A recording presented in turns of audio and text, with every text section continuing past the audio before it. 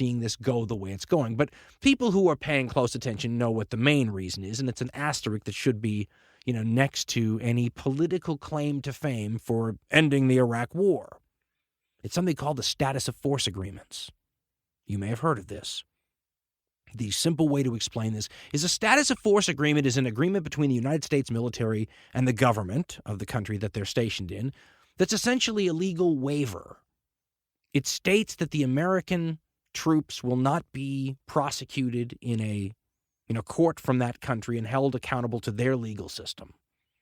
If the Americans get into any trouble, break stuff, kill people, whatever, they will be tried by, the U.S. military, probably in the United States, and certainly if any sentence is served, that will be in the United States. They will never be handed over to the locals for justice.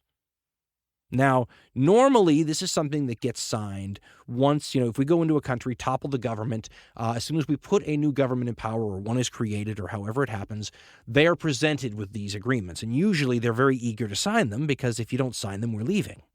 And most of these governments are pretty darn shaky the first time that they sign these status of force agreements. They don't want the U.S. military gone, right then and there, so they sign them.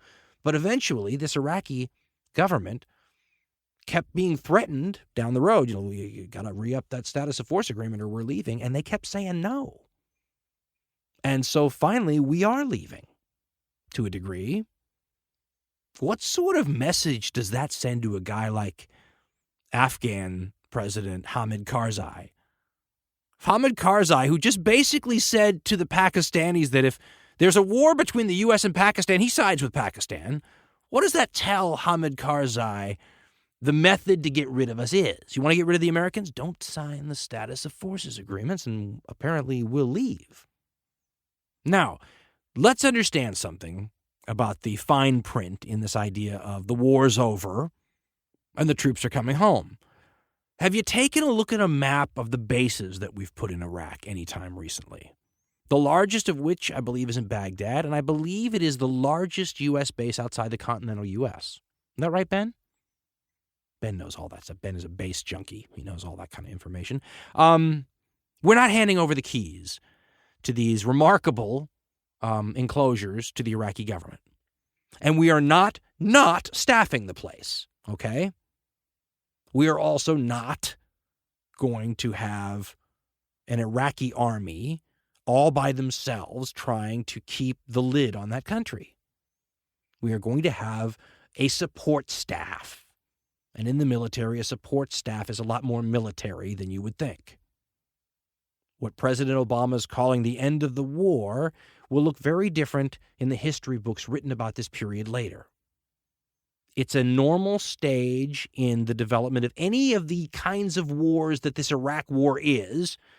During the Vietnam War, the stage was called Vietnamization, and that meant the handing over of the job of maintaining security from the American forces to the local forces, right? And it's a transition, and it happens over time.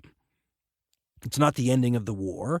It's merely a new phase, and in this case, the hope is that the elite core of the Iraqi army that's considered to be dependable, with U.S. logistical aid, intelligence aid, and actual, perhaps leadership aid in the field, that they'll be able to keep the lid on the tensions that are under the surface right now in Iraq when all hell breaks loose. That is a very open-ended question.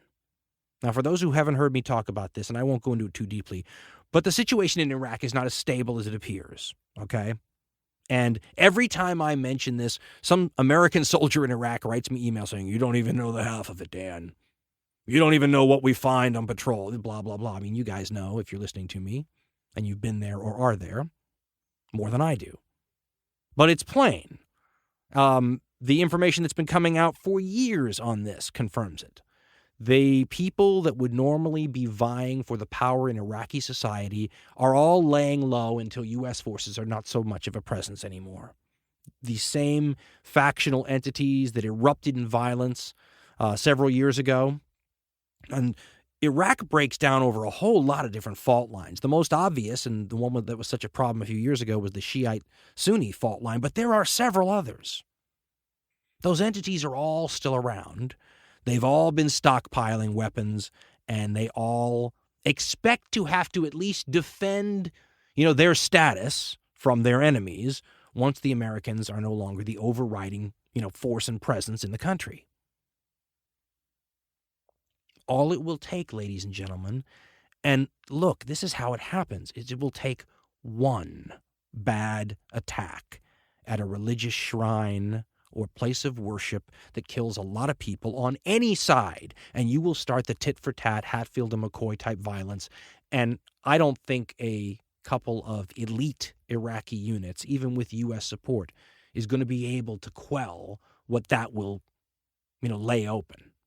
And then you have a million variables that come into play. I mean, think about the variables of the Kurds in the north, and you can see all kinds of things that could happen. And if that happens, then the U.S. faces a crisis situation where they either have to decide to come back to quell the violence. Maybe you could shift assets over from Afghanistan back to Iraq to temporarily get a handle on things, a surge, if you will. Or you decide that Americans have either had enough emotionally, or the politicians have had enough politically, or the economy has had enough fiscally, and you say, things are up to the Iraqis now, which is essentially what we did when Vietnamization failed and the North Vietnamese came over and attacked the South hardcore in 1975. And the lasting images you have of the U.S. fleeing is helicopters removing people from the American embassy with crowds, trying to be the last people in the helicopters, and then the helicopters being dumped off the aircraft carriers, off the Vietnamese coast. I mean, just classic stuff, but that's what the government of the U.S. said at that time. The American people were not emotionally going to go back and get into the Vietnam War after they'd gone to all the trouble to get out.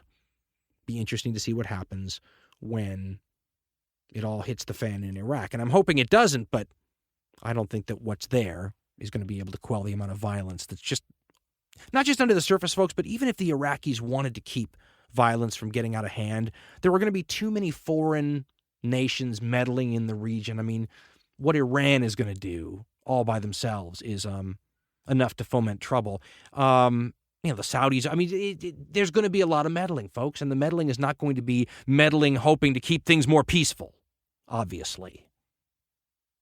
Now, none of that is what I wanted to talk about with this Iraq war, though. I wanted to talk about the question we're not going to ask in this country, but that is the one that any logical person would sit down and ask right now. If the war is really over, what did we learn?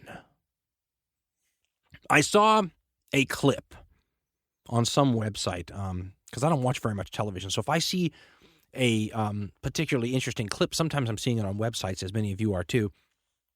And I saw one from the Fox News channel, for those of you outside the United States who don't know. This is a conservative news station, and there are some views that either you tend not to hear on it, or if you hear them, they tend to be ridiculed. And yet in this clip I saw, you had Bill O'Reilly, who's one of their conservative commentators, talking to Geraldo Rivera, who's a journalist who's been at Fox for a few years, but traditionally you would think of him, I always thought of him as a liberal journalist, and at Fox he kind of hides it better, I think. But they were having a conversation on Fox about sort of the Iraq war now that it's over, as we all say, I guess, for the limited amount of time until it's proven otherwise. They were having this conversation about whether or not it was worth it. And both of them expressed the opinion on the Iraq war that it wasn't worth the cost. Now, I thought it interesting when, especially one conservative, but on a conservative network, these people looked at the situation and said it wasn't worth it. The next question, though, that I had in my head is, all right, well, is somebody responsible for this? Where does the buck stop? To quote the Harry Truman phrase, right? He said, the buck stops here. Where's the accountability?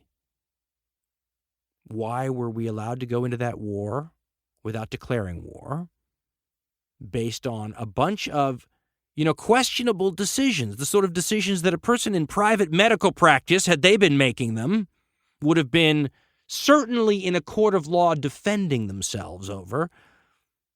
Where is the integrity in the system when nobody has to answer for anything? Now, I know if you said what I feel, that Republican mouthpieces out there on Fox News, for example, would call this some sort of partisan warfare. But the fact that we didn't go after Harry Truman is the reason that there was no war declared in Vietnam. It's the reason there was no war declared in the first Gulf War. It's the reason there was no declared war in the second Gulf War or Afghanistan or ever will be again. How does Dick Cheney get off scot-free in this whole deal? How does Donald Rumsfeld get off scot-free in this whole deal? They get off scot-free because the other political side of the divide doesn't want accountability either. We don't want to look backwards, President Obama said when he got into office, right? We're not going to go question the decisions of the previous administration. That's the same as saying that there are no consequences to the decisions you make because any future administration is not going to call you to the carpet. When you take accountability out of a system, ladies and gentlemen, what happens to it?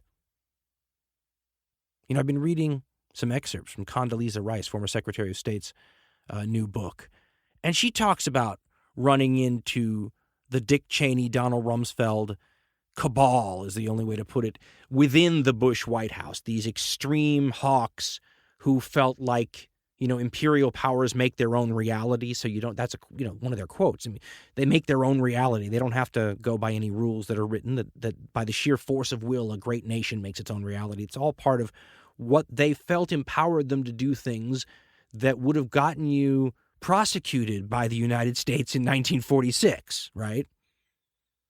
You okay the torture of people. You go fight wars in countries that haven't attacked you. And in 1946, that gets you in the docket with U.S. lawyers and military tribunals trying you.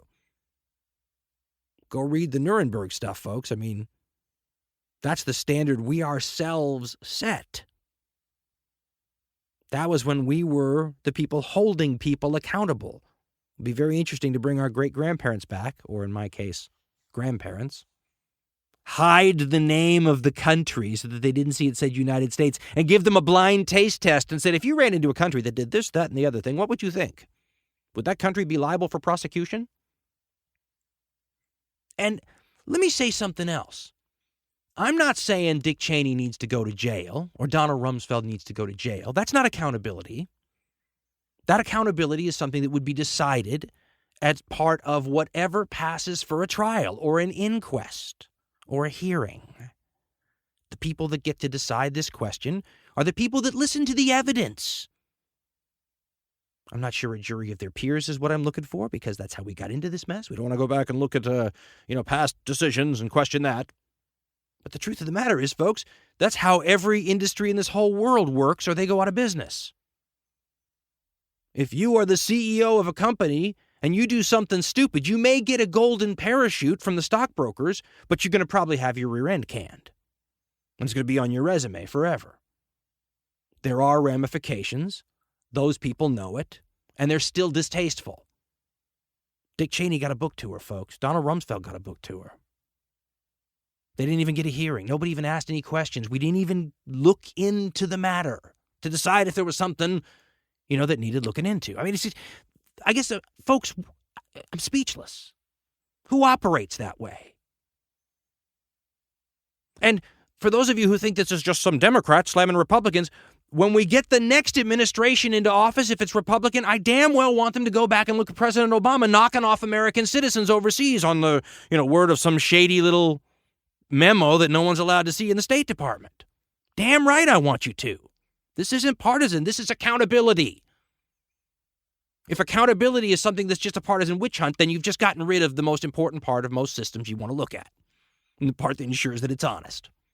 We all already know that that's missing. The question is, look, what do we think it's going to take to put it back, folks? Penalties. Investigations. You can't have an investigation in this country anymore. You know why? It's all secret. 77 million documents last year was the last number I saw, classified. To allow the people who need to be held accountable, as any system needs to hold the decision makers accountable, to allow them to wall off so much of the very things you would need to hold them accountable from view or oversight or discussion, is to give control over accountability to the very people who need to be monitored. Again, it's part of the loss of separation of powers that's so much a part of the unbalanced system we have right now. Whether the separation of powers is between the guy who gets to declare war versus the guy who gets to fight the war, or whether it's over the people who need to be held accountable and those that need to hold them accountable. All these things are merging, and accountability is the victim. What downside is there to the next president pushing the constitutional envelope even farther? What downside is there?